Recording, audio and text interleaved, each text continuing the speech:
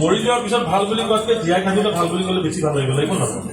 এটা আমাতকৈ আপোনালোকক বেছি ভাল পাব, কেলৈ আমি যিমানেই কোনো আমাক ভাল নকয় মানুহ ৰাজনীতি মানুহ বহুত এইটো ফেঞ্চলেছ জব, এইটো ভাল নাপায়, কিন্তু আপোনালোকক ভাল পাব। সমাজৰ লগত থাকক, ইয়াতে কামনা কৰি মই বহুত বহুত ধন্যবাদ জনালোঁ। ভাল মানুহ সদায় মানুহৰ লগত থাকিব লাগে, এই কথাটো কৈ কৈছো। আমি প্ৰতিনিধি আমি ৰজা নহয়, ৰজাও এটা সময়ত নাইকিয়া হয়। আমাৰ প্ৰতিনিধি হওক, নিৰ্বাচিত প্ৰতিনিধি হওক, আমি ক্ষমতাশালী মানুহেই হওক, কোনোবা বিষয়াই হওক, হায়েষ্ট লেভেলত থকা বিষয়া এজনো কেতিয়াবা ৰিটায়াৰ কৰে নে নকৰে? কৰে। আপুনি সেই মুহূৰ্তত যদি ভাবে যে মই সৰ্বোচ্চ, তেতিয়াহ'লে অসুবিধা হ'ব। সেইকাৰণে মই বেলেগৰ কথাও নাজানো, মই নিজে সেইটো ব্যৱহাৰ নকৰোঁ। মই সাংসদ যিটো একেবাৰে কম সময়ৰ কাৰণে দিছে, ঈশ্বৰৰ কৃপাত, দলৰ কৃপাত, ৰাইজৰ কৃপাত যদি মই জিকি থাকোঁ এইটো এটা বেলেগ কথা, কিন্তু মোৰ টাৰ্মটো 5 বছৰ।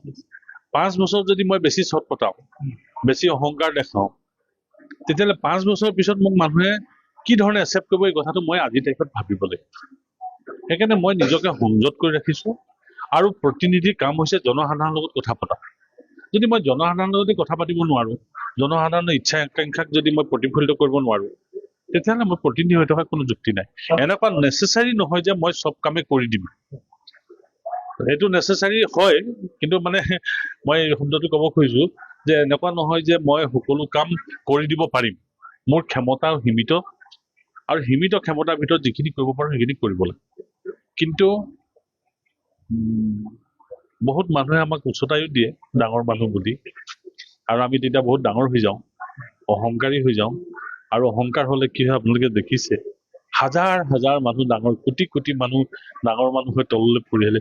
হাফ খেলৰ লুডু খেলটো দেখিছে ন? সেই লুডু খেলটোৱে আমাৰ জীৱন, গতিকে বেছি কৈ লাভ নাই। সেইকাৰণে জনসাধাৰণৰ লগত থাকিব লাগে।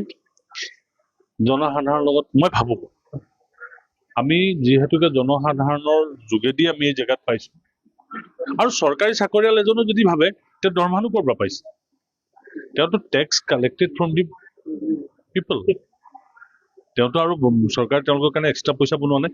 তেওঁলোকৰো কেতিয়াবা অহংকাৰ ইমান বেছি হয়, কেতিয়াবা আমাৰো দুখ লাগে। সাধাৰণ মানুহে, চব মানুহে যে সুবিধা বিচাৰি গৈছে এই কথা নহয়, কেতিয়াবা মাত এষাৰো আছে বিচাৰে, সেই মাত এষাৰ দিব পাৰে ভাল। মৰি যোৱাৰ পিছত ভাল বুলি কোৱাতকৈ জীয়াই থাকিলে ভাল বুলি ক'লে বেছি ভাল লাগিব একো নহয়। এটা আমাতকৈ আপোনালোকক বেছি ভাল পাব, কেলৈ আমি যিমানেই কোনো আমাক ভাল নকয় মানুহ ৰাজনীতি মানুহ বহুত এইটো ফেঞ্চলেছ জব, এইটো ভাল নাপায়, কিন্তু আপোনালোকক ভাল পাব। সমাজৰ লগত থাকক, ইয়াতে কামনা কৰি মই বহুত বহুত ধন্যবাদ জনালোঁ। ভাল মানুহ সদায় মানুহৰ লগত থাকিব লাগে, এই কথাটো কৈ কৈছো।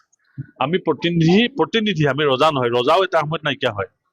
আমাৰ প্ৰতিনিধি হওক, নিৰ্বাচিত প্ৰতিনিধি হওক, আমি ক্ষমতাশালী মানুহেই হওক, কোনোবা বিষয়াই হওক, হায়েষ্ট লেভেলত থকা বিষয়া এজনো কেতিয়াবা ৰিটায়াৰ কৰে নে নকৰে? কৰে। আপুনি সেই মুহূৰ্তত যদি ভাবে যে মই সৰ্বোচ্চ, তেতিয়াহ'লে অসুবিধা হ'ব। সেইকাৰণে মই বেলেগৰ কথাও নাজানো, মই নিজে সেইটো ব্যৱহাৰ নকৰোঁ। মই সাংসদ যিটো একেবাৰে কম সময়ৰ কাৰণে দিছে, ঈশ্বৰৰ কৃপাত, দলৰ কৃপাত, ৰাইজৰ কৃপাত যদি মই জিকি থাকোঁ এইটো এটা বেলেগ কথা, কিন্তু মোৰ টাৰ্মটো 5 বছৰ। 5 বছৰ যদি মই বেছি চট পটাওঁ, বেছি অহংকাৰ দেখাওঁ, তেতিয়াহ'লে 5 বছৰৰ পিছত মোক মানুহে কি ধৰণে একচেপ্ট কৰিব, এই কথাটো মই আজিৰ তাৰিখত ভাবিব লাগিব। সেইকাৰণে মই নিজকে সংযত কৰি ৰাখিছোঁ। আৰু প্ৰতিনিধিৰ কাম হৈছে জনসাধাৰণৰ লগত কথা পতা।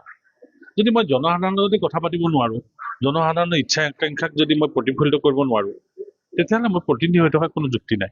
এনেকুৱা নেচেচাৰী নহয় যে মই চব কামে কৰি দিম, সেইটো নেচেচাৰী হয়, কিন্তু মানে মই এই শব্দটো ক'ব খুজিছোঁ যে এনেকুৱা নহয় যে মই সকলো কাম কৰি দিব পাৰিম। মোৰ ক্ষমতা সীমিত, আৰু সীমিত ক্ষমতাৰ ভিতৰত যিখিনি কৰিব পাৰোঁ সেইখিনি কৰিব লাগে। কিন্তু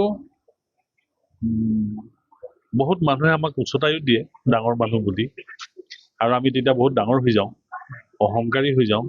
আৰু অহংকাৰ হ'লে কি হয় আপোনালোকে দেখিছে, হাজাৰ হাজাৰ মানুহ, ডাঙৰ কোটি কোটি মানুহ ডাঙৰ মানুহ হৈ তললৈ পৰি আহিলে।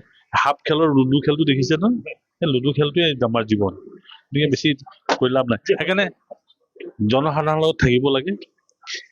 জনসাধাৰণৰ লগত মই ভাবোঁ আমি যিহেতুকে জনসাধাৰণৰ যোগেদি আমি এই জেগাত পাইছোঁ, আৰু চৰকাৰী চাকৰিয়াল এজনো যদি ভাবে তেওঁ দৰমহানো ক'ৰ পৰা পাইছে, তেওঁতো tax collected from the people, তেওঁতো আৰু চৰকাৰে তেওঁলোকৰ কাৰণে এক্সট্ৰা পইচা বনোৱা নাই তেওঁলোকৰো কেতিয়াবা অহংকাৰ ইমান বেছি হয় কেতিয়াবা আমাৰো দুখ লাগে সাধাৰণ মানুহে চব মানুহে যে সুবিধা বিচাৰি গৈছে এই কথা নহয় কেতিয়াবা মাত এষাৰো আছে সেই মাত এষাৰ দিব পাৰে ভাল